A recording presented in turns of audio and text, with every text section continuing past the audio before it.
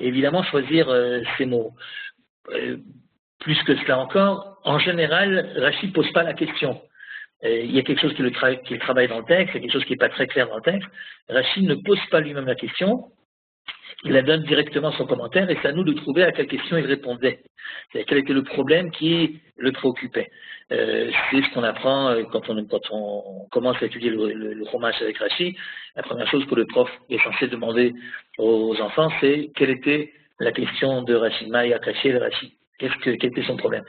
Donc Rashi en général, premièrement, est très court. Deuxièmement, il ne pose pas la question, mais il donne directement son commentaire. Et troisièmement,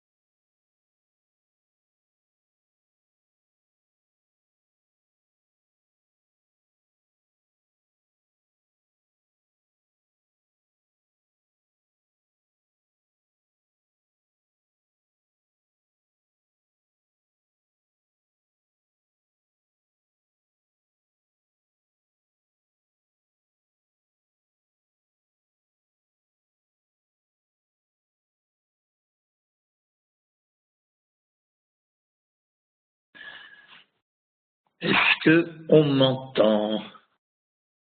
Quelqu'un m'entend? Ça y est, c'est revenu. Ah, c'est revenu. Bien. Merci. Eh ben, c'est formidable. Alors, je ne sais pas exactement à quel moment je suis déconnecté. En tout cas, c'est bon, la Chava, on s'entend? Ouais. On entend. Et c'était au moment où on disait que Rashi ne posait pas la question. Ben, en général, il ne posait pas de questions. Il donnait directement la réponse, tandis que dans le premier Rashi de la Torah, il prend la peine de poser la question à laquelle il va répondre, et également de citer l'auteur de son texte, et également d'être un peu plus long que d'habitude. Et donc, je terminais en disant que j'ai l'impression, moi, enfin c'est ce que je pense en tout cas, que le premier Rashi, le premier commentaire de Rashi sur la Torah, c'est en fait l'introduction qu'il n'a pas écrit officiellement. Et il décide dans ce premier commentaire de dire ce qu'il pense de la Torah en général et à travers la Torah du judaïsme de manière plus large encore. Alors on va essayer de comprendre à quoi je fais allusion. Donc je disais qu'on avait tous étudié ce Rashi, on l'avait lu ou entendu au moins une fois. Mais voici, donc pour moi, voilà ce que dit Rashi. Donc Bereshit bara Elohim et Hashamayim et Haaretz. Au début, Dieu créa le ciel et la terre. Et Rashi de commencer curieusement par la question suivante. Amar Rabbi Yitzhak a dit Lo hayat tzarich להתחיל את התורה אלא מהחודש הזה לכם, שהיא מצווה ראשונה שנצטוו בה ישראל. ומה טעם פתח בבראשית. C'est-à-dire que, d'après Rashi, la Torah n'aurait pas dû commencer par Bereshit bara Elohim, au commencement Dieu créa, mais aurait dû commencer par le verset qui se trouve dans le livre de l'Exode, dans le livre de Shemot, et qui commence par « Ce mois-ci sera pour vous le premier des mois de l'année ». Le verset se trouve au chapitre 12 de Shemot, c'est-à-dire que Rashi pose comme postulat que la vérité, tout ça c'est inutile. C'est très curieux parce que pour une fois qu'on commence par le commencement chez nous, pour un truc un petit peu d'ordre, je ne vois pas très bien en quoi ça dérange Rashi qu'on commence par le commencement. Et Rashi dit non, tout ça, on n'avait pas besoin. Mata'am, patach bebereshit, quelle est la raison pour laquelle on a commencé par le début? Lui, il aurait voulu donc apparemment qu'on commence par le milieu, c'est-à-dire par ce mois-ci sera pour vous le premier des mois. Pourquoi? Il le dit dans la question, parce que c'est la première mitzvah qu'Israël, en tant que peuple, a entendu. En effet, en sortant d'Égypte, donc ce fameux 12e chapitre de Shemot, de l'Exode, c'est le chapitre qui relate la sortie d'Égypte. Et c'est seulement à ce moment-là qu'Israël reçoit la première des mitzvot, le premier des commandements. Avant même encore le don de la Torah, qui viendra un peu plus tard, avant même le don de la Torah, on est encore en Égypte, et c'est là, au mois de Nissan, donc au moment de la sortie d'Égypte, que Dieu dit à Moïse de dire au peuple, voilà, sachez, dis-leur qu'il commencera à compter les mois à partir de celui-ci, à Chodesh Hazelachem. Pour Rashi, ça aurait dû être le premier verset de la Torah. C'est-à-dire que, de manière très curieuse, Rashi fait l'impasse sur tout le reste. C'est-à-dire, pour lui, on n'avait pas besoin d'écrire le récit de la création du monde, on n'avait pas non plus besoin d'écrire le reste, c'est-à-dire l'histoire des patriarches, l'histoire de Noach, du Maboul, du déluge, la descente en Égypte, etc. Tout ça, c'était apparemment inutile. Johan, tu veux dire quelque chose? Pas du tout. Ah, il me demande si j'ai reçu les trucs. Alors là, je ne sais pas, il faut que je regarde. Ouais, j'ai reçu, ouais, je fais quoi avec?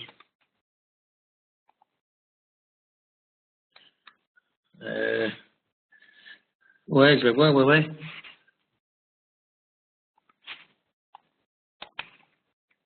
Ouais.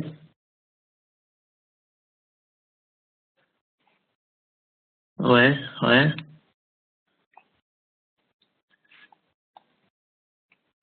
Mhm.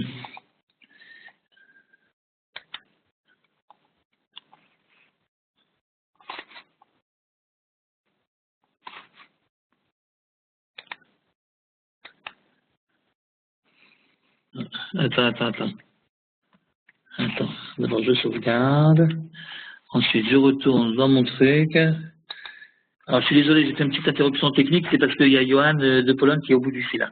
Oui, alors maintenant, je suis revenu dans la réunion, je fais quoi?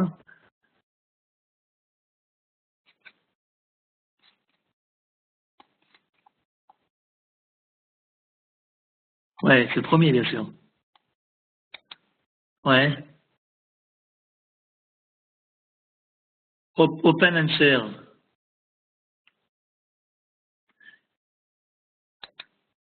OK.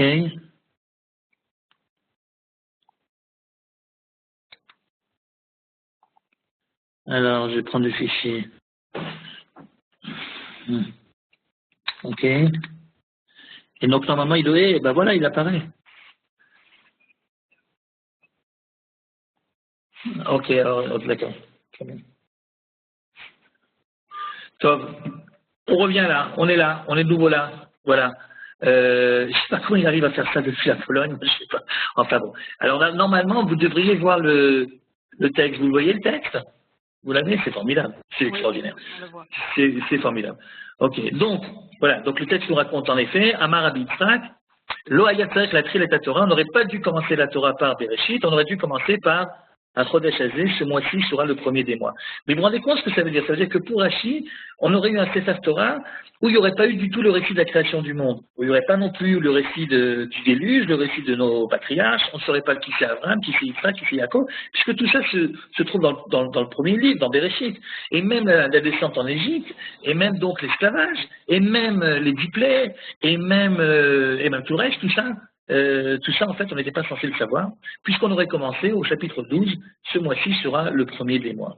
Évidemment que, avant même de lire la réponse que donne Rashi à sa question, il faut se poser la question, est-ce que c'est une question? est-ce qu'on a le droit de poser une question aussi curieuse?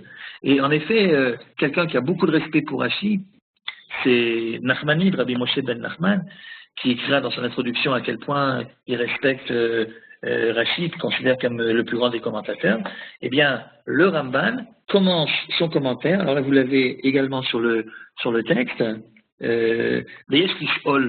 bas, et il est bon de se poser la question, qu'il Shoresh Gadol ou la Torah de Bereshit bara Elohim, qui ou Shoresh Emuna. Il ne comprend pas comment est-ce que Rashi ose dire qu'on aurait pu se passer de Bereshit, mais enfin, c'est sûr qu'il fallait que quelqu'un dise qu'au début Dieu créa le ciel et la terre, puisque c'est Shoresh Emuna. Shoresh Emuna, ça veut dire la base même de la foi, de la Emuna, de la croyance juive.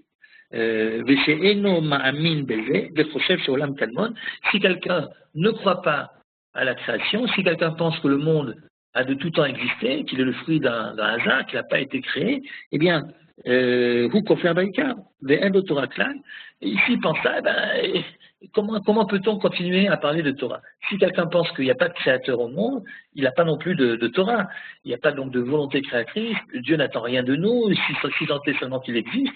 Et donc, à quoi ça sert tout ça? Donc, un livre de Torah dans lequel il ne figurerait pas la base de la Emouna, la base de la foi, c'est-à-dire Bereshit bara Elohim, au début Dieu créa le ciel et la terre, et qu'il y a un récit donc de la création et donc du créateur, ça n'aurait pas de sens. Ce qui fait que le Ramban ne comprend même pas la question de Rashi. Comment est-ce que Rashi peut poser la question qu'il pose? Donc vous comprenez, avant même de passer au stade de la réponse, on a déjà un problème terrible concernant la question.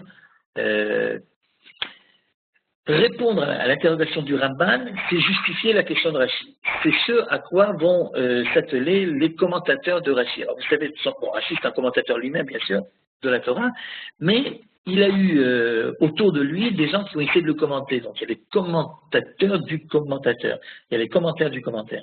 Et non seulement il y en a, mais il y en a beaucoup. C'est-à-dire qu'on a répertorié aujourd'hui 150 livres qui sont des commentaires de Rashi, qui sont publiés, plus encore 150 à peu près manuscrits qui ne sont pas encore publiés, qui sont également des commentaires qu'ont écrit un certain nombre de gens autour du commentaire de Rashi, pour mieux comprendre Rashi. Donc il y a, si vous voulez, 300 à peu près commentaires de Rashi que nous connaissons. Et les commentateurs de Rashi, les traditionnels, les classiques comme les autres, se posent en général la question que Nachmanide se pose.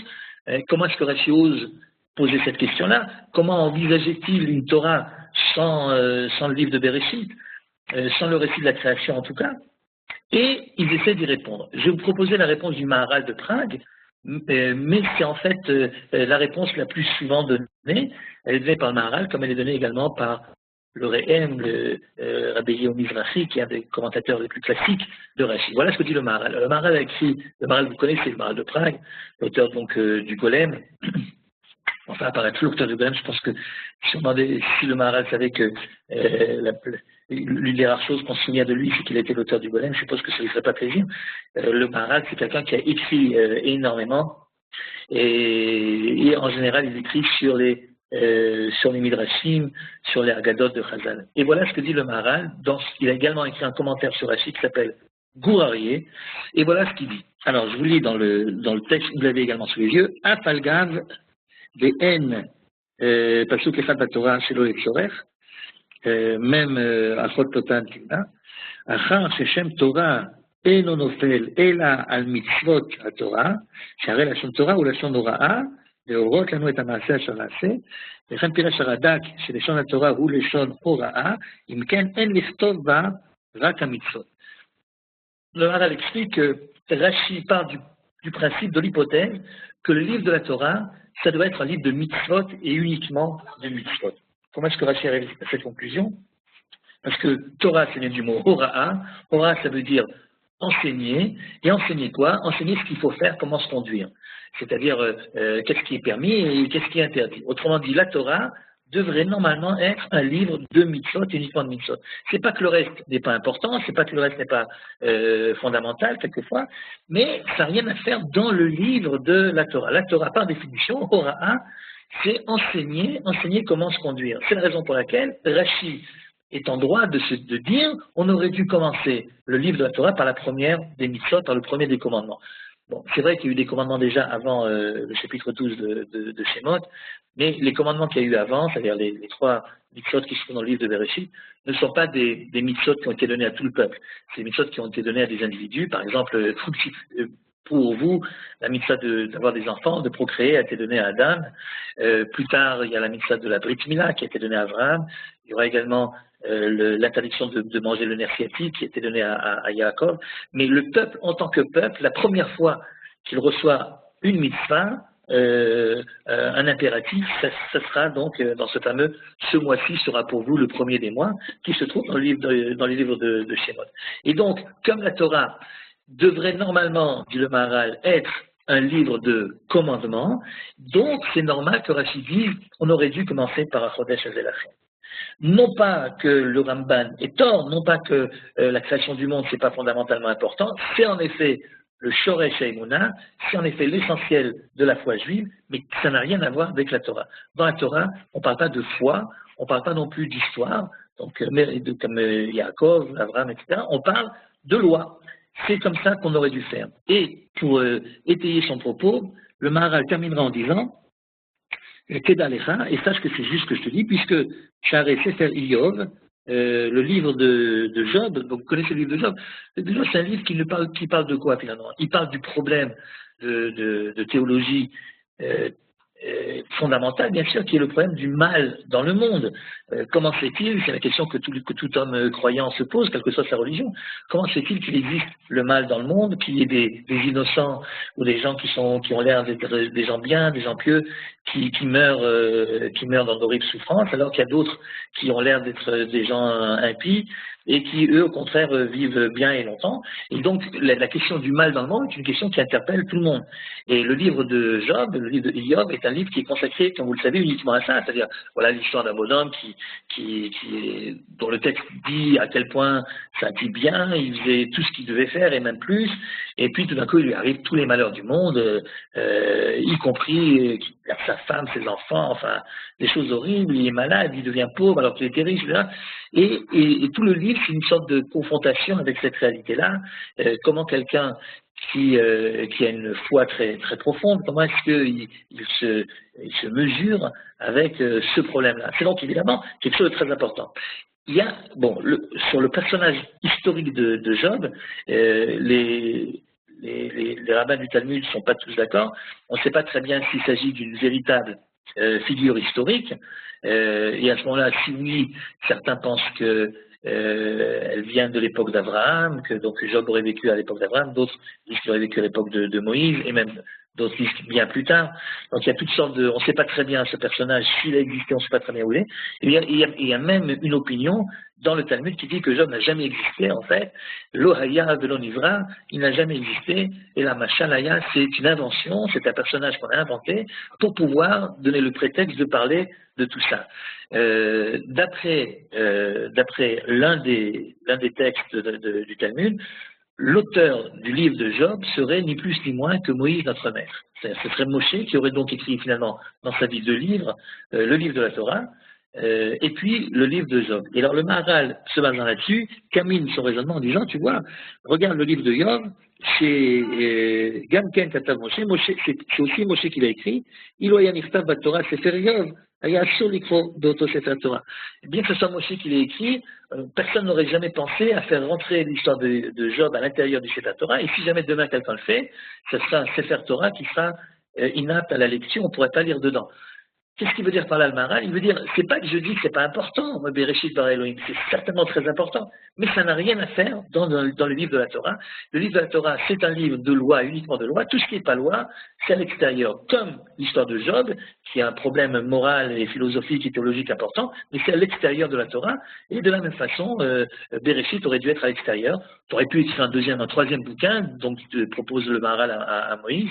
Tu aurais pu écrire un troisième bouquin qui se serait appelé le livre de la création, par exemple, ou alors le livre de la pensée juive, ou de la foi juive, ou de l'histoire des patriarches, et à l'intérieur duquel tu aurais mis ce que tu as mis en fait dans le livre de Bereshit. Mais pourquoi faire rentrer le livre de Bereshit, où il n'y a aucune halakha, où il n'y a pas de mitzvot, où il n'y a rien de contraignant, pourquoi le faire rentrer à l'intérieur du livre de la Torah?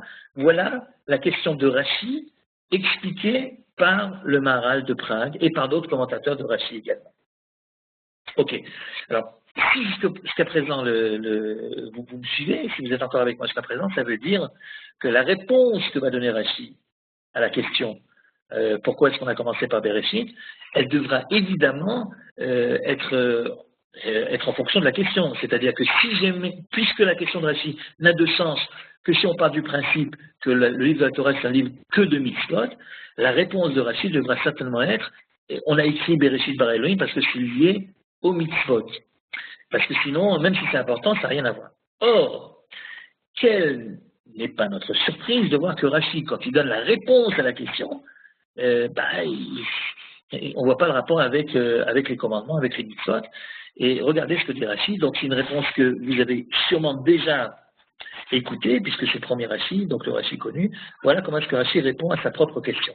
La raison pour laquelle le texte aurait dit Bereshit bara Elohim et Hashamayim et Haaretz, au début Dieu créa le ciel et la terre, c'est pas parce que c'est important de savoir qu'il y a un Dieu créateur, pas du tout, parce que ça c'est pas une mitzvah, mais Mishum, à cause d'un verset dans Tehillim qui dit Koach ma'asav igid le'amo la tête lehem nachalat goyim, c'est-à-dire Dieu a livré, a raconté à son peuple sa puissance, Koach ma'asav. Dieu a dit au peuple qu'il est puissant. C'est quoi sa puissance? C'est qu'il est créateur du ciel et de la terre. Et pourquoi est-ce qu'il a fait ça? Pourquoi est-ce qu'il aurait écrit dans la Torah qu'il est créateur du ciel et de la terre? La tête, l'aime, nachalat goyim, afin de pouvoir leur donner la terre sur laquelle habitaient d'autres peuples. De quelle terre il s'agit? Bien sûr, de la terre d'Israël.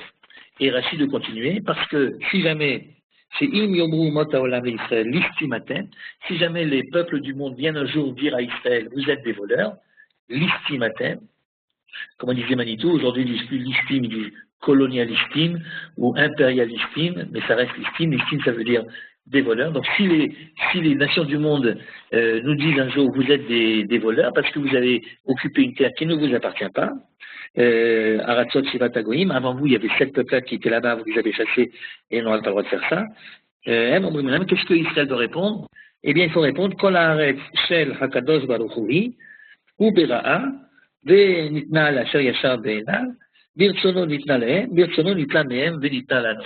Il faut répondre que puisque Dieu a créé le ciel et la terre, donc tout lui appartient, le créateur est propriétaire de ce qu'il a créé, et donc si ça lui prend un jour de donner cette terre à tel peuplade, il lui donne à tel peuplade, et puis si demain ça lui prend de retirer la terre de la propriété qu'on avait confiée à ces peuples-là, eh ben il a le droit, et il le donne à qui il veut. Et donc si jamais un jour il décide de donner à Israël, au peuple juif, ben il donne au peuple juif. Voilà ce que dit Rachid. Donc la raison, regardez bien, la raison pour laquelle Dieu aurait écrit dans la Torah Bereshit bara Elohim et Hashamayim et Haaretz, alors que normalement la Torah est censée être un livre uniquement de lois, de mitzvot, la raison d'après Rashi, c'est pour qu'on ait quoi répondre à l'ONU ou à Abou Mazen ou je ne sais pas lequel, qui viendrait nous dire vous êtes des voleurs, la terre d'Israël ne vous appartient pas. C'est évidemment très curieux cette réponse de Rashi. Qu'est-ce que ça veut dire? Qu'on aurait écrit que Dieu a créé le ciel et la terre uniquement pour qu'on puisse avoir de quoi répondre lorsqu'on nous attaque et qu'on nous dit vous avez volé la terre d'Israël. Enfin, premièrement, c'est pas lié au mitzvot. Rashi avait comme hypothèse de départ que dans la Torah, il n'y a rien qui doit s'y trouver, si ce n'est des choses qui sont liées au commandement. Or, le fait de pouvoir répondre lorsqu'on nous accuse d'être des voleurs et d'avoir pris Eretz Israël alors que ça ne devrait pas nous appartenir, et c'est peut-être intéressant au niveau diplomatique, mais on ne voit pas en quoi c'est la partie des mitzvot de la Torah. Savoir quoi répondre à Abou Mazen, savoir quoi répondre à l'ONU, ou quoi répondre à Kerry, là, qui est en train de venir de nouveau en Israël pour nous convaincre de donner une partie de la terre d'Israël, savoir quoi lui répondre, ça ne fait pas partie des mitzvot de la Torah. Donc même si c'est important, d'après la logique de Rashi, ça ne devrait pas être à l'intérieur. Donc, en fait, il y a une sorte d'illogisme entre ce qui sous-tend la question de Rashi et la réponse qu'il donne après.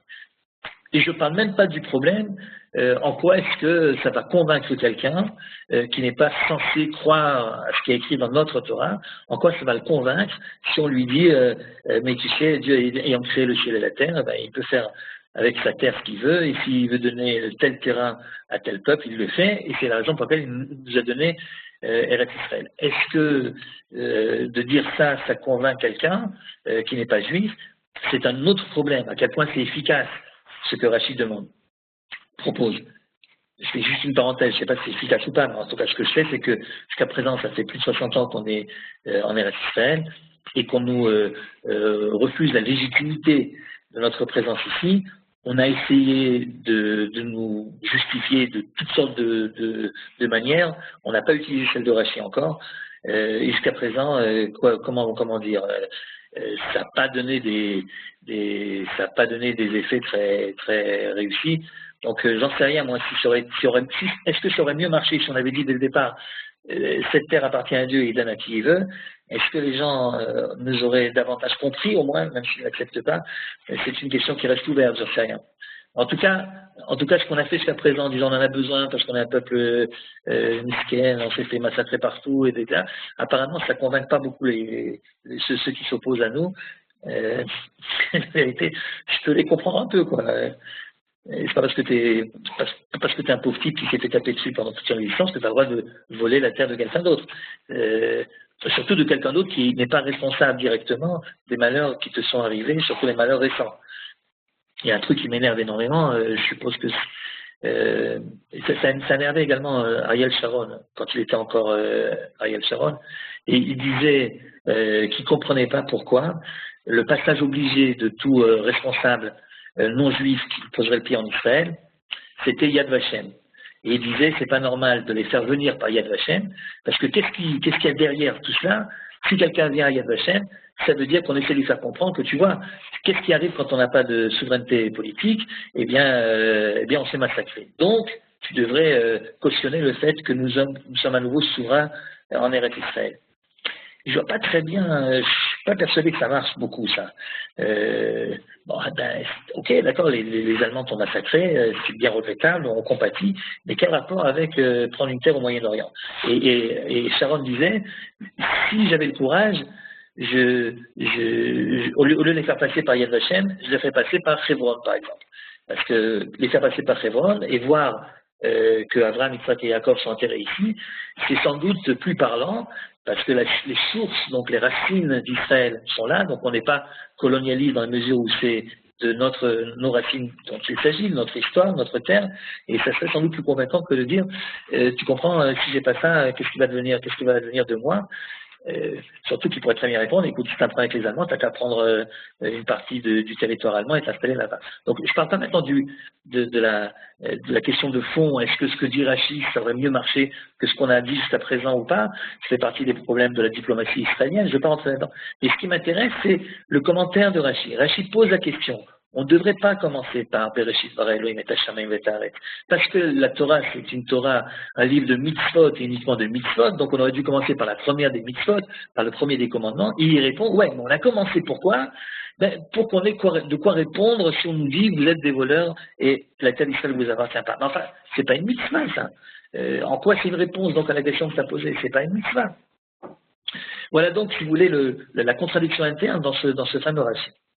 Là-dessus, les commentateurs de Rashi, desquels on parlait tout à l'heure, évidemment, ont vu qu'il y avait ici un problème, ils essaient de répondre à leur manière. Alors, comme on a commencé à citer le Maharal de Prague, alors voilà ce que dit le Maharal en tant que réponse. Donc maintenant, il va expliquer la réponse de Rashi, jusqu'à présent, il a expliqué la question. Et le Maharal dit la chose suivante. Je vous lis dans le texte. Alors, Im Tomar, et si jamais tu dis, Kate caché, c'est encore difficile. Et parce que quel rapport y a-t-il entre le don d'Eretz Israël au peuple juif et tel mitzvot à Torah, avec le monde des mitzvot? En quoi est-ce que le fait qu'on a un droit sur Eretz Israël, c'est lié d'une manière ou d'une autre avec les mitzvot qui devraient être le sujet unique de la Torah elle-même?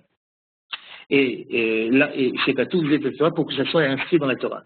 Ben Zekachia, et c'est pas une bonne question, c'est pas si difficile que ça, dit le Maharal, Mitne, c'est Rov, Mitzvot à Torah, Kluot Baaret. Parce que, dit-il, si tu fais le calcul, tu t'apercevras que la plupart des mitzvot de la Torah, vous savez qu'on a 613 commandements, la plupart des mitzvot de la Torah sont liés à la terre d'Israël. Et donc, le fait de pouvoir justifier notre droit sur la terre d'Israël, c'est finalement lié aux mitzvot, puisque sans ça, on ne pourrait pas appliquer la plupart des mitzvot. Bon, Est-ce que vraiment la plupart des mitzvot de la Torah, c'est des mitzvot qui sont liés à la terre? On sait que les mitzvot qui ont trait à l'agriculture sont liés à la terre. La mitzvah de Shemitah, que tous les 7 ans on ne doit pas travailler la terre, la mitzvah de PA, on est obligé de garder un carré pour les pauvres, etc. Leket, Shifra, enfin, tout ce qui concerne l'agriculture, c'est évidemment lié à la terre d'Israël. C'est des mitzvot qui n'existent pas dans les terres de diaspora. On n'a pas à respecter ces mitzvot-là. Mais est-ce qu'elles correspondent à la majorité des mitzvot de la Torah? C'est encore à vérifier. Je suppose que le Maharal, quand il dit la plupart des mitzvot, il pense pas seulement aux mitzvot agricoles, il pense également à tout le livre de Vaïkra, pratiquement, qui parle des sacrifices, donc tout ce qui est lié au temple. Et là aussi, il y a énormément de commandements, de mitzvot qui sont liés au temple. Quel genre de sacrifice il faut apporter lorsque le temple est là, les mitzvot concernant les Kohanim, de Tahara, de Touma. Enfin, tout ça, finalement, ça ne peut s'appliquer qu'en Eretz Israël. Donc le Maharal dit, puisque la plupart des mitzvot sont liés à Eretz Israël, alors notre droit sur Eretz Israël, eh bien, il fallait qu'on l'écrive dans la Torah. Pourquoi? Parce que ça permet ensuite de pouvoir te donner tous les commandements. Et puis le Maharal termine en disant, c'est pas seulement que la plupart des mitzvot sont liés à Eretz Israël, Mipnei Sherov, mitzvot Torah Kluyot Baaretz, Sharei Trumot, Maasrot, Binyan Bet HaBechira. Donc ce que je vous disais, c'est les mitzvot agricoles et les mitzvot liés au temple. Baaretz Tala, Ve'imen Haaretz Israël. Et si l'État d'Israël n'appartenait pas au peuple juif, Loïtafen et Loa mitzvot Klal, on ne pourrait pas faire toutes ces mitzvot-là. Et puis il continue, et puis il dit, puis c'est pas seulement ça. Et là, là-bas, il est très vers Ramban, il cite le Ramban, le Nachmanide, qui dit, Gamken, chez Kol mitzvot Shebatorah, eh bien, Mishpate Elohe Haaretz, comment chez Kol mitzvot Shebatorah, Im Shayachim Davka Be'eretz Israël, Lefichach, Utzrach Lichtov Batorah, chez Minadin Ba Haaretz le Israël. Il va plus loin, il ne sait pas seulement que la majorité des mitzvot ne peuvent être appliquées qu'en Eretz Israël, il dit même les autres mitzvot qu'on peut appliquer également en dehors d'Israël, elles n'ont vraiment de valeur qu'en Eretz Israël. Et là, il fait allusion donc à ce que développe le Ramban, donc Nachmanide et d'autres également, sur lesquels faut pas, et ça reste entre nous, hein, j'espère qu'il n'y a pas beaucoup de gens qui écoutent tout ça, parce que c'est pas un truc qu'il faut dire en public, mais d'après Nachmanide et d'autres également, les mitzvot que l'on pratique en dehors d'Israël n'ont de valeur, comment dirais-je, et c'est juste pour pas qu'on les oublie, quoi. Comme ça, quand on revient en Eretz Israël, on saura comment les appliquer. Donc on met les tefilines en Chutz-Laaretz, pourquoi? Parce que si pendant 2000 ans on n'avait pas mis les tefilines, comment est-ce que vous voulez qu'on les remette quand on revient? C'est ce que dit plus ou moins le Ramban, ce qui est évidemment très difficile. Si vous dites ça en public, surtout pas sur Internet, il ne faut surtout pas diffuser cette truc-là. Parce qu'à ce moment-là, les gens qui nous écoutent et qui habitent à l'extérieur vont se dire, bon, alors, c'est comme ça, j'ai pas besoin de mettre les tefilines, ça sert uniquement de moyens mnémotechniques, à quoi ça sert? Alors, évidemment, il ne dit pas qu'on est dispensé de mettre les tefilines en dehors d'Israël, il dit simplement que les mitzvot, même celles qui ne sont pas liées de manière intrinsèque à la terre d'Israël, ne prennent toute leur valeur finalement qu'en Eretz Israël. On est sorti d'Égypte pour entrer en Israël et appliquer la Torah, et non pas pour l'appliquer en dehors. Et donc, dit le Maharal, tu comprends bien que Eretz Israël, c'est pas juste un détail, c'est le lieu dans lequel les mitzvot doivent s'accomplir. C'est donc normal qu'il fallait nous dire, on a un droit légitime à Eretz Israël, et donc on peut commencer ensuite seulement à parler des mitzvot de la Torah. Voilà comment le Maharal et d'autres avec lui expliquent ce fameux Rashi. Franchement, je trouve ça un petit peu gros, c'est un petit peu difficile. Franchement, c'est un petit peu difficile de dire ça. Que Rashi pense qu'on a écrit Bereshit bara Elohim et Hashamayim va'haaretz juste pour qu'on puisse légitimer notre droit en Eretz Israël, baser notre droit en Eretz Israël, parce que sinon, il n'y a pas de mitzvot intéressante possible, ça me semble un petit peu gros. D'abord, c'est pas vraiment une mitzvah, c'est lié à la mitzvah, d'accord, ok, c'est peut-être, disons, le contexte dans lequel les mitzvot peuvent être appliqués, d'accord, enfin, c'est pas une mitzvah en elle-même de pouvoir dire que la terre d'Israël nous appartient. Et puis, deuxièmement, si vraiment, même en allant jusqu'au bout, si vraiment ça s'accère le premier verset, on aurait pu s'en contenter du premier verset. Imaginez donc que le texte de la Torah commence comme ça. Au début, Dieu créa le ciel et la terre. Premier verset. Et puis deuxième verset, ce mois-ci sera pour vous le premier des mois. D'après ce que dit le Maharal, ça suffirait. Ça suffirait, c'est-à-dire qu'on n'a pas besoin de tout le reste en fait. La réponse de Rashi, c'est pas une bonne réponse. Si le livre de la Torah, c'est un livre de mitzvot, alors il n'y a que les mitzvot à l'intérieur. Ah oui, mais j'ai besoin quand même de pouvoir dire que la terre d'Israël m'appartient. Ok, donc tu as besoin de dire que Dieu a créé la terre d'Israël. Ok, alors dis-le. Dis au début, Dieu crée la terre d'Israël.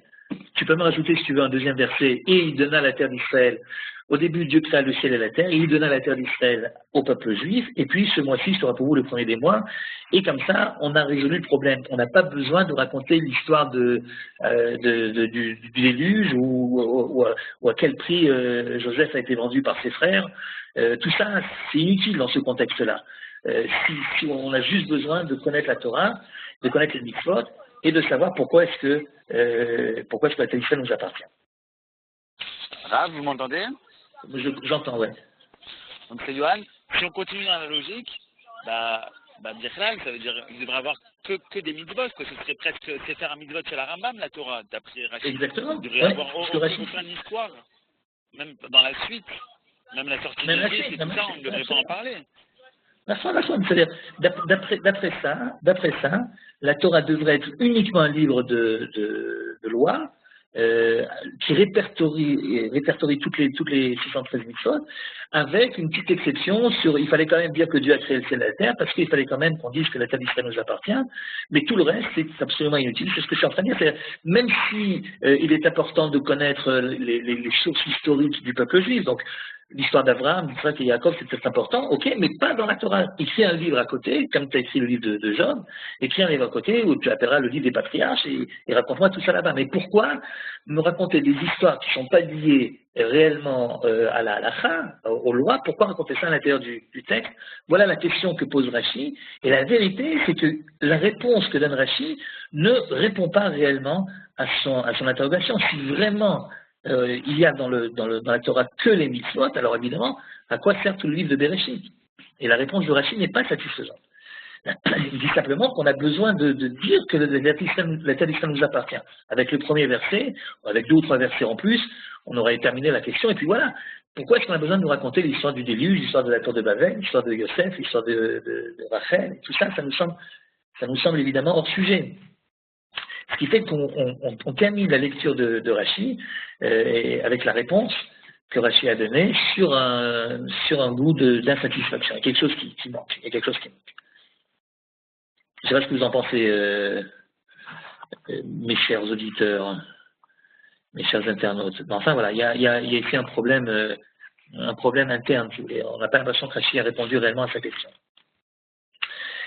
Je vais vous proposer une autre manière de lire Rashi, qui n'est pas celle du Maharal de Prague, et qui conforterait la thèse dont je vous parlais tout à l'heure, c'est-à-dire que Rashi se sert du premier verset de la Torah pour faire une sorte d'introduction générale à la Torah, et une introduction générale également à travers la Torah au judaïsme tout entier. D'après moi, Rashi change d'hypothèse entre le moment où il pose la question et le moment où il donne la réponse. Quand il pose la question, son hypothèse est le livre de la Torah est un livre uniquement de loi. Mais dans sa réponse, et sa manière avec laquelle il apporte la réponse, eh bien, il change sa thèse. Il arrive à la conclusion que non, finalement, le livre de la Torah, ce n'est pas un livre de loi, c'est un livre qui contient également une histoire. Il faut bien comprendre ce que signifie ce passage de l'hypothèse de la question à l'hypothèse de la réponse. La question est de savoir qu'est-ce que c'est que le judaïsme. Si vous voulez, qui est juif?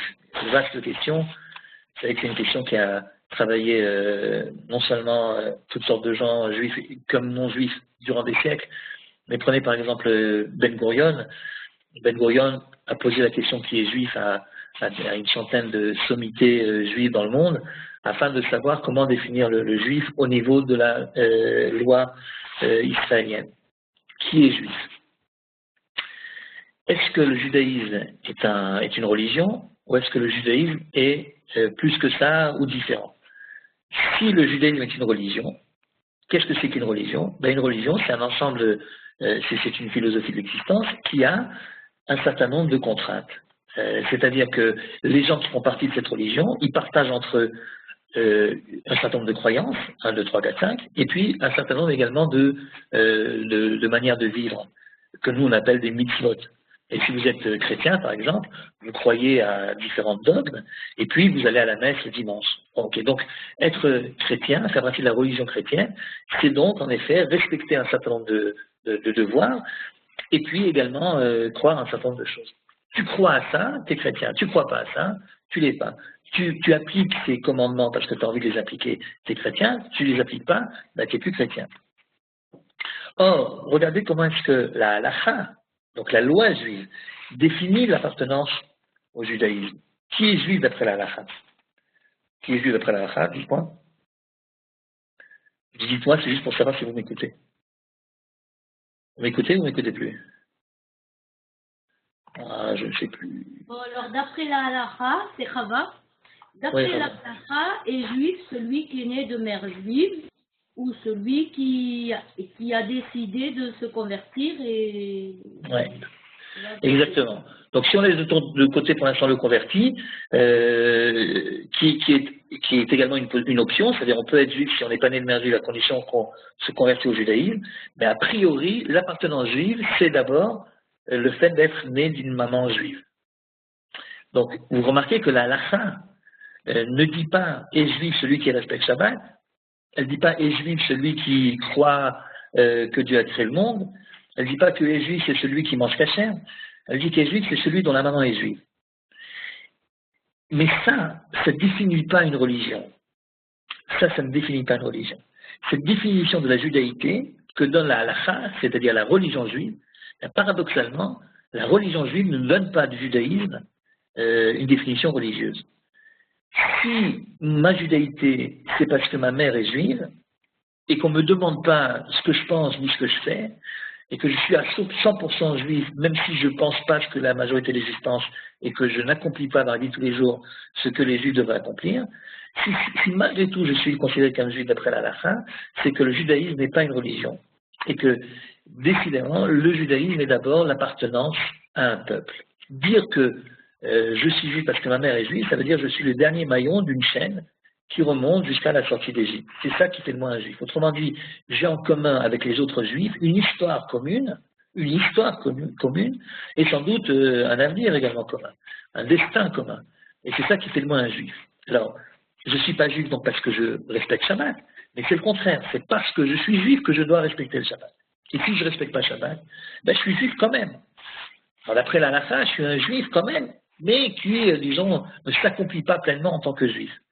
Et donc, sans doute, il y aura quelques comptes à donner, ou je ne sais pas exactement comment ça marche, mais en tout cas, il ne s'accomplit pas réellement en tant que juif pleinement, mais il est juif pleinement quand même. Tu peux être juif et rater ta vie de juif. Tu peux être juif et ne pas accomplir la mission que Dieu t'avait donnée en tant que juif. Mais tu es juif quand même. T'es juif quand même. Et t'es juif à 100%. Si un type ne fait pas Shabbat ou ne mange pas kasher, et même ne croit pas en Dieu, et puis il arrive devant un Beth Knesset, devant une synagogue, qu'on est neuf, et qu'il veut faire et il veut rendre service, et donc il est prêt à être le 10e, et bien il compte pour le 10e. Donc il est considéré comme juif à part entière, et il compte pour le 10e.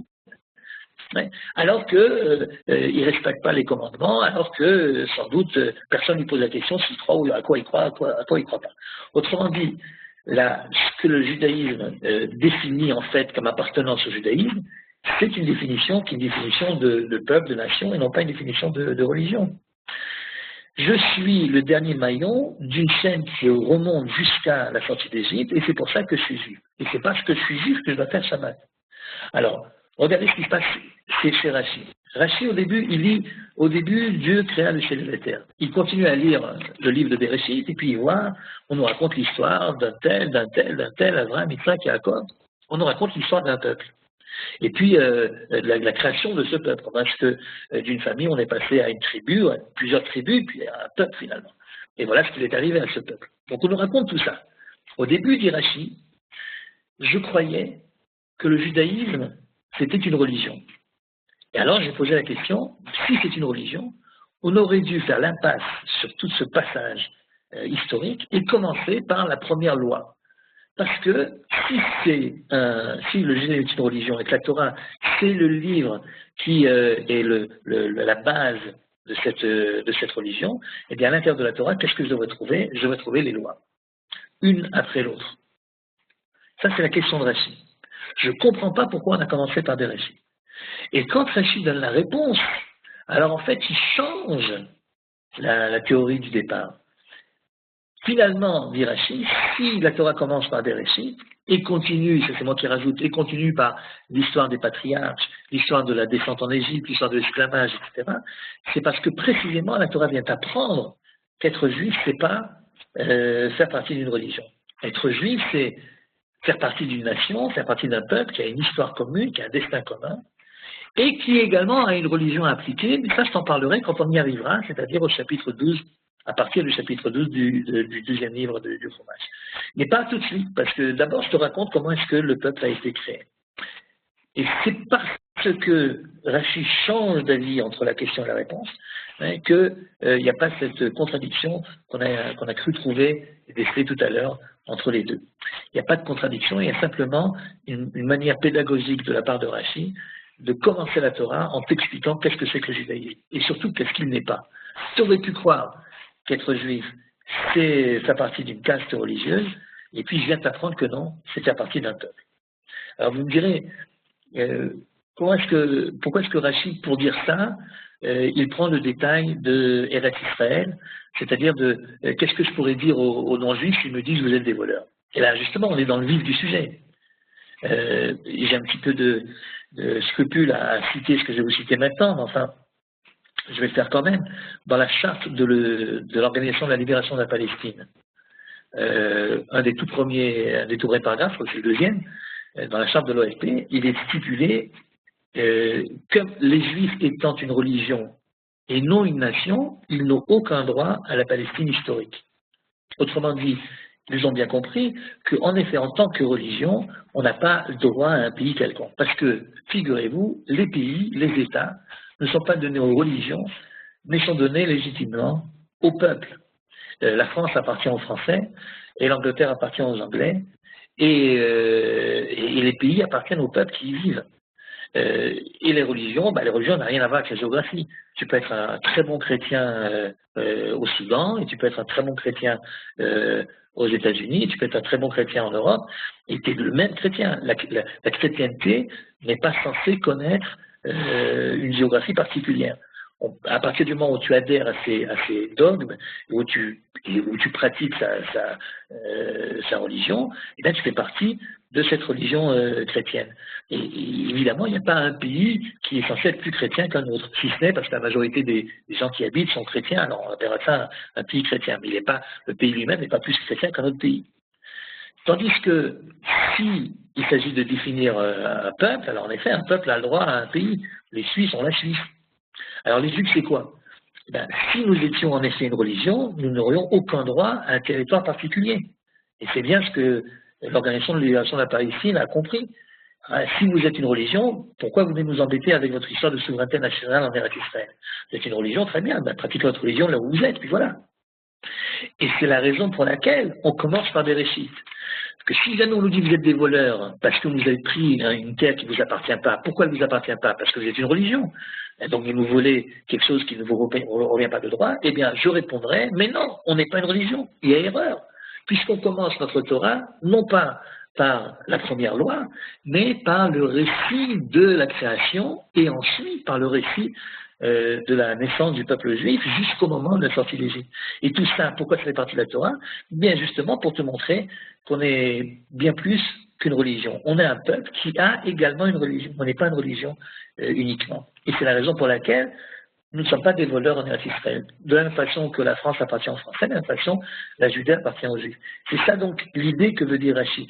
Et ce que je disais tout à l'heure, c'est que Rashi se sert donc de ce Bereshit Var Elohim. Pensez bien que si on n'avait pas lu Rashi, imaginez que vous et moi, on se nomme exégèse de la Torah, et on commence à commenter le premier verset. Je nous serais certainement pas venu à l'esprit, en lisant le premier verset, Bereshit bara Elohim et Hashamayim ve'et de parler de la terre d'Israël, de parler de notre droit sur la terre, de parler...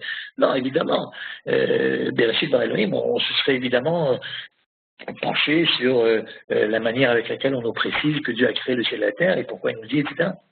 On n'aurait pas parlé de la terre d'Israël. Or, si Rashi le dit, c'est parce qu'il se sert, en fait, c'est un prétexte, il se sert du premier verset de la Torah pour faire une introduction à la Torah, et à travers l'introduction à la Torah, une introduction au judaïsme tout entier. Et juste pour terminer, vous montrer ce que dit Rabbi Yehuda Halevi dans son livre Le Kuzari, que vous connaissez certainement, le Kuzari qui est donc un des livres les plus importants de la pensée juive, qui a été écrit par Rabbi Yehuda Halevi au Moyen-Âge, donc sur la base, vous le savez sans doute, d'une réalité historique, d'un phénomène historique réel, c'est-à-dire qu'il y a eu à un moment toute une peuplade qu'on appelle les Khazars qui se sont convertis, eux avec leur roi, qui sont convertis au judaïsme. Ça, jusque-là, c'est l'effet réel. Et à partir de là, c'est Rabbi Yehuda Halevi qui brode autour de ça et qui invente une histoire qui expliquerait qu'est-ce qui s'est passé dans la tête de ce roi pour décider de se convertir un jour au judaïsme et avec lui de convertir également son peuple. Et le texte, le livre commence, donc pour Rabbi Yehuda Halevi, c'est un prétexte pour pouvoir raconter les principes de la foi juive. Or, le texte commence de la manière suivante. Le roi des Khazars fait un rêve, et le rêve s'intitule bien le roi des Khazars. Il a toujours eu l'impression d'être un type qui fait les choses de manière morale, etc. Et donc, il est très étonné que dans son rêve, un rêve qui revient régulièrement, on lui dit, écoute, t'es bien gentil, t'as des bonnes intentions, mais franchement, ce que tu fais, c'est à côté de la plaque. Tu as peut-être de bonnes intentions, mais tu fais complètement le contraire de ce que tu devrais. Alors, ça tracasse tellement ce rêve qui revient tout le temps qu'il décide de voir les spécialistes du rêve qu'il connaît autour de lui. Au début, il va voir un philosophe, pensant que le philosophe a des connaissances sur la science de l'âme, et donc du rêve. Puis, ce que dit le philosophe ne le convainc pas. Alors, il va voir les religieux. Alors, les religieux, il connaît deux grandes religions, l'islam et le christianisme. Il demande donc aux musulmans, et il demande ensuite aux chrétiens quel est le sens de ce rêve. Et il se trouve que les réponses données par les uns et par les autres ne lui correspondent pas également. Alors, il dit, je vais aller voir les juifs. Alors, il dit, je vais aller voir les juifs en fin de compte, parce qu'au début, voyant autour de lui que le judaïsme n'est plus une religion respectée, et que les juifs sont humiliés partout, et qu'ils n'ont plus d'état souverain, alors il se dit, les juifs, c'était sans doute à l'époque quelque chose d'important, mais aujourd'hui, ils ne valent plus rien. Certainement que la vérité ne se trouve pas de leur côté, sinon ils auraient une autre stature que la leur aujourd'hui. Et donc, au début, il ne veut pas les voir. Mais comme il est convaincu par rien du tout, il finit par aller les voir. Alors c'est le texte que vous avez sous les yeux, c'est dans le premier livre du Kuzari, Amar Kuzari, Aniroé, chez Tarif Adin, Bishol, la Yehudim, je vois que je suis bien obligé d'aller poser la question aux Juifs. Alors il demande aux Juifs la même chose qu'il avait demandé aux autres. Et il leur dit à quoi vous croyez, et parlez-moi de votre religion. Et là, la réponse du rabbin est très surprenante. Le rabbin répond, Anachnu ma'aminim be'Elohei Avraham, Yitzhak ve'Yaakov, hamotzi et bnei Yisrael miMitzrayim be'otot u'meruftim. Nous croyons au Dieu d'Avraham, Yitzhak et Yaakov, qui nous a sortis d'Égypte avec de grands prodiges. Et il continue encore, il nous a donné la terre d'Israël, etc., etc. Il nous a fait passer la mer Rouge, et voilà. En gros, c'est ça. Et puis il termine en disant, Vadvarim Marokim, il y a encore plein de choses à dire, mais enfin voilà l'essentiel. Là-dessus, la première réaction du roi des Khazars, c'est de dire, mais j'avais bien raison de ne pas aller leur demander. Ils n'ont plus apparemment l'esprit très clair, sans doute les affres de l'exil les ont un petit peu perturbés. Enfin, Maskim Haïti, Shelo, Ishol, Kayodi, je savais bien qu'il ne fallait pas que je leur demande. Pourquoi il est très déçu de la réponse? Il dit, je leur demande à quoi ils croient, et au lieu de me définir leur religion, c'est-à-dire, je crois en un Dieu créateur, ou alors je ne crois pas en un Dieu créateur. Au lieu de dire, je crois que pour réaliser le but de notre présence sur Terre, il faut pratiquer telle et telle loi, etc. Au lieu de parler de religion, voilà qu'on me parle d'histoire. Voilà qu'on me dit, je crois que c'est un Dieu d'Abraham, Yitzhak et Yaakov, et puis il nous a fait descendre en Égypte, et puis il nous a donné la terre d'Israël. Mais enfin, je t'ai pas demandé de me raconter l'histoire d'une nation, je t'ai demandé de me raconter l'histoire d'une religion. Je t'ai demandé de me raconter les principes d'une religion. Et donc, il est très déçu. Et le rabbin est obligé de reprendre en disant, non, attention, je t'ai bien dit, Hadvarim Arukim, il y a encore d'autres trucs, je vais y arriver à tout ça. Mais la base de la base, c'est ça. C'est-à-dire que l'expérience historique de la sortie d'Égypte, c'est ça qui est le principe fondateur du peuple juif. Nous sommes un peuple qui avons une histoire commune. Et puisqu'on a une histoire commune, puisque nous sommes un peuple, puisqu'on est juif parce que notre mère est juive, alors on a également une géographie. les peuples ont une histoire et ont également une géographie. On sait d'où on vient et on sait sur quelle terre on est censé habiter et résider. Alors, il se peut qu'à cause des difficultés qu'on a connues à un moment ou à un autre, on a été obligé de quitter momentanément la terre sur laquelle nous reviendrons un jour. Mais nous sommes un peuple. Comme les autres peuples, on a une terre qui nous appartient et comme les autres peuples, on a une grande histoire et on a également un grand avenir qui nous est commun également. Le fait qu'on a également une religion, c'est vrai aussi. C'est-à-dire que ce peuple-là, avec son histoire, a également une religion qu'il doit respecter, mais ce n'est pas la religion qui le définit. La religion, c'est la raison d'être de ce peuple. Il est là pour appliquer cette religion, mais il est là avant que la religion ne soit. Il est là parce qu'il appartient à ce peuple qui est sorti d'Égypte et dont les ancêtres s'appellent Abraham, Isaac et Jacob. Voilà comment est-ce que le Kuzari présente le judaïsme, et voilà comment Rashi voulait également présenter la Torah d'Israël. Oui, je sens que vous voulez dire quelque chose, ça. Non. D'accord. Non, j'ai cru sentir. J'ai cru sentir. Il est évident que si la lecture de Rashi est la bonne, on comprend maintenant en effet pourquoi ce Rashi est un petit peu différent des autres Rashi, plus long, avec avec une question, une réponse, etc. Il ne s'agit pas d'un commentaire simple de Rashi comme il le fera par la suite. Il s'agit ni plus ni moins d'une introduction générale au judaïsme. Et aujourd'hui, sans doute encore plus que hier, cette idée est importante à revendiquer. C'est important qu'on insiste dessus parce que voilà, les Juifs ont toujours su qu'ils étaient un peuple, Am Ben Israël, le peuple juif. Bien sûr, on l'a toujours su et qu'on est juif parce que notre mère est juive. Pardon? Alors évidemment, il y a aussi une possibilité de se convertir au judaïsme, mais comme vous le savez, la conversion au judaïsme, et là il faut rentrer un petit peu de mystique dans l'histoire, comment se fait-il qu'on peut venir d'un autre peuple et devenir juif? Eh bien, c'est seulement dans la mesure où le converti comprend qu'il ne rentre pas seulement dans une religion nouvelle, mais qu'il rentre également dans un autre peuple.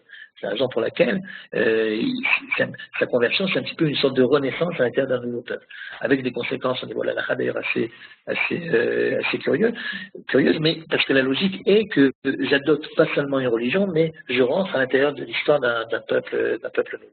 Donc, à partir du moment où les Juifs le pensaient, les non-Juifs également le savaient. C'est-à-dire pendant des siècles et des siècles, les non-Juifs savaient très bien que la nation juive, que le peuple juif, qui est un peuple à part, qui, à cause de ce qui leur est arrivé, eh bien, ils vivent en minorité dans les pays dans lesquels ils vivent. Et puis un jour vient l'émancipation. Et puis un jour vient la Révolution française. Et puis un jour vient les principes de liberté, égalité, fraternité. Et alors, on vient voir les Juifs, d'abord de France, ensuite d'Europe, ensuite du monde, et on leur dit voilà, la vérité c'est que c'est pas conforme aux idées des Lumières de laisser une minorité comme la vôtre sans droit. Vous devriez avoir les mêmes droits que tout le monde, parce que tout citoyen est libre, etc. Bon. Et donc voilà, on vous propose d'être des citoyens à part entière. Seulement voilà, il faut nous dire la vérité. Est-ce que vous êtes une nation ou pas? Parce que si vous êtes une nation, vous ne pouvez pas être à la fois français et juif. Et si vous êtes une religion, alors là, oui, bien sûr, de la même façon qu'il y a des Français catholiques ou des Français musulmans, il peut y avoir des Français juifs. On les appelait d'ailleurs les Français de confession israélite. Alors le deal était très simple. Les Juifs devaient renoncer à leur appartenance nationale afin de transformer l'identité juive en une simple religion pour pouvoir bénéficier de l'égalité des droits et du citoyen. Alors au début, les Juifs ont joué le jeu parce qu'ils voulaient tellement, et on les comprend, sortir de leur ghetto et pouvoir remplir toutes les fonctions que les autres remplissaient, qu'ils ont dit ok, d'accord, très bien.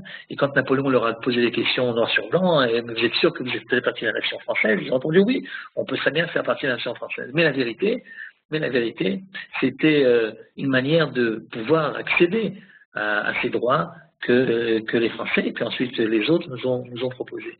Mais dans le fond, tout le monde savait très bien qu'on restait quand même membre d'une nation à part. La preuve, c'est que lorsque l'antisémitisme racial est arrivé, eh bien, on n'a pas demandé aux Juifs quelle était leur religion. On les a pris, on n'a pas demandé à quoi ils croyaient, s'ils allaient à la synagogue tous les Shabbats ou s'ils n'allaient pas à la synagogue tous les Shabbats. On a décidé qu'ils étaient Juifs en tant que tels, et ils se devaient d'être persécutés. Et si vous voulez, ce que les Juifs avaient fini par oublier, c'est qu'ils faisaient partie d'une nation, les antisémites modernes, donc du 18, 19e et 20e siècle, se sont chargés de leur rappeler. Et ce qui fait qu'aujourd'hui, avec beaucoup de difficultés, mais finalement, on se rappelle de nouveau cette vérité historique que Rachid donne dès les premiers mots de ce commentaire.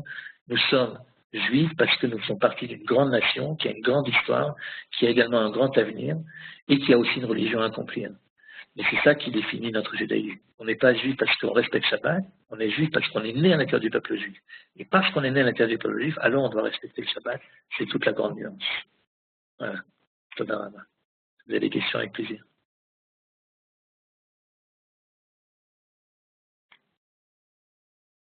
Moi, c'est juste une petite remarque par rapport à ce que vous avez dit au début, Rav, par rapport aux Palestiniens qui réclament la terre parce que nous serions une religion seulement. Ouais. Alors, à ce moment-là, ça ne tient pas la route. Ça nous donnerait le droit à cette terre, comme toutes les autres nations qui gagnent du territoire avec la guerre. Mais justement, comme ils refusent de nous reconnaître en tant que nation, donc ils refusent de reconnaître une souveraineté quelconque. On ne donne pas des souverainetés nationales à des religions, on donne des souverainetés nationales à des nations. D'ailleurs, l'islam également, dans son côté aujourd'hui le plus extrême, se présente aussi comme une nation, une Oumma, une nation islamique. C'est pour ça qu'il est en droit, aux yeux de lui-même, de réclamer des territoires. Parce qu'il se considère comme une nation. Les Palestiniens nous disent, vous êtes une religion. Vous avez dit, vous avez toujours dit que vous êtes une religion. Alors qu'est-ce que vous venez nous embêter avec votre histoire de souveraineté? Restez, que la souveraineté appartienne donc aux Palestiniens, vous serez traités comme les autres religions, c'est-à-dire de la même façon qu'il y a une minorité chrétienne, il y aura une minorité juive, et puis voilà, vous respecterez vos lois, vous aurez vos synagogues, etc. Mais ne nous embêtez pas avec la souveraineté. La souveraineté n'a rien à voir avec le judaïsme. Il n'y a pas de souveraineté, il ne peut pas y avoir de souveraineté juive, puisque être juif, ça appartient à une religion. Voilà l'idée, la logique palestinienne, qui est une véritable logique. Si vraiment nous n'étions qu'une religion, eh bien les Palestiniens auraient raison. On n'a vraiment pas le droit en Eretz Israël. Nous serons des listines. Nous serions alors considérés, à juste titre, comme des voleurs de terre. On n'a pas à s'approprier une terre si nous sommes que nous faisons partie d'une sorte de groupuscule ou de groupe qui partageront la même foi. Non, les religions n'ont pas le droit à être souverains sur une terre. Les terres ne sont pas données aux religions. Voilà, c'est ça toute l'idée. C'est ça que Rachid veut mettre dès le départ, pour que les choses soient bien claires et qu'on sache de quoi on parle quand on parle du judaïsme.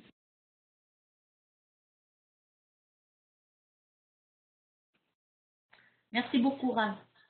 Et bien, de rien. Et puis alors, à la prochaine fois. J'espère cette fois-ci que nous réglerons les problèmes techniques plus rapidement. Encore que, Kol HaKavod pour Johan, qui a réussi depuis, alors, la dernière fois que je l'ai eu au téléphone, il était dans un bus en Pologne. Alors, je ne sais pas comment il a fait depuis le bus en Pologne pour, malgré tout, faire en sorte qu'on puisse se parler, en tout cas Kol HaKavod. Et donc, avec plaisir, je vous retrouverai la semaine prochaine. Merci beaucoup, Rav. Au revoir. Au revoir, au revoir.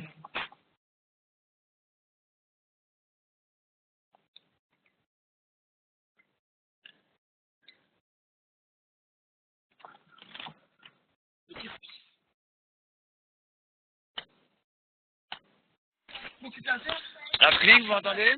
Ouais. C'est fini le cours, c'est ça? Ouais. Alors, quand vous allez cliquer Toda Rabba déjà, je ne sais pas s'il y a encore tout le monde qui est là. Il y en a qui sont déjà partis, un grand merci. J'ai pu suivre partiellement parce que j'étais en exil, vous parliez d'Eretz Israël tout le temps. Où c'est que tu es maintenant? T'arrives dans un hôtel ou tu es toujours dehors? Je suis en direction de Lublin. Je suis parti de Lublin, maintenant. Noam Elimelech Melidjan, que j'arrive à Lublin. Et qui tourne. Pour éteindre la conférence, vous cliquez en haut à gauche sur la croix. Il va vous demander deux options, ou quitter la conférence ou fermer la conférence. Vous fermez la conférence et à ce moment-là, ça s'éteindra pour tout le monde. D'accord, okay. Parfait. Je m'excuse et à la semaine prochaine, Allez, en live. à la prochaine. D'accord. Toda Rabba. Au revoir.